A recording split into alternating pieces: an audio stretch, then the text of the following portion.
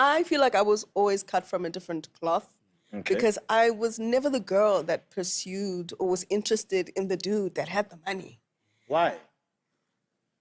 I didn't find it interesting. To me, a man who made money his entire personality sucked. Like, to me, it's like, if that's your personality, if money is all you have to give, you have no moral compass, you have no values, you have nothing to offer outside of the money that you can give me, and that's your strength, that's your flex, that's it. Plus, you come from a modest home. So 100%. So let me give context, right? So I'm raised by a matriarch-led home. I have no father, I have no brothers, and I only don't have my mother. I have my mother as a point of reference of how to make life work. In fact, how to maximize the best of what you've got in a situation that gives you very little. So I saw my mother make the most out of nothing. And so for me, I adopted her school of thought. And for her, she was adamant. She was like, Bontle, in fact, Barabak, you don't ever depend on anybody. It wasn't about a man.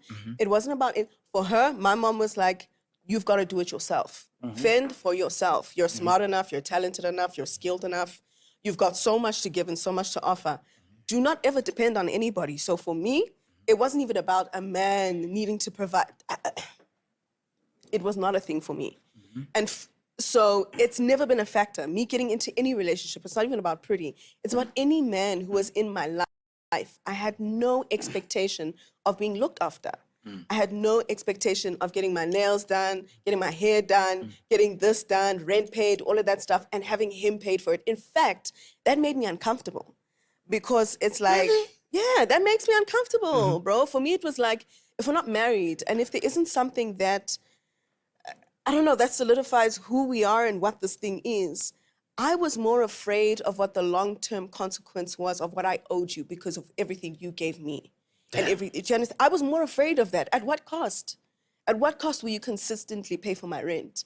At what cost will you continue to give me money to do this and to look after me?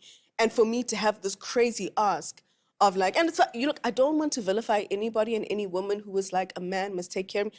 100%. That's your school of thought and I'm for it. Hey guys, when it comes to Bontle Priddy Ugly, ne? I think the story is just different. The narration is just different. Indaba yabuhlukile kuneningi yethu, but ayihlukanga kangako in terms of abafazi bangama providers in a relationship. That is just something that is common. It's just not something that is spoken about, because in those relationships abafazi do go through like yaliwa, like when tension kuloma relationship at the end of the day. But I do notice something. Whenever a woman has money in a relationship, the man is less likely to cheat.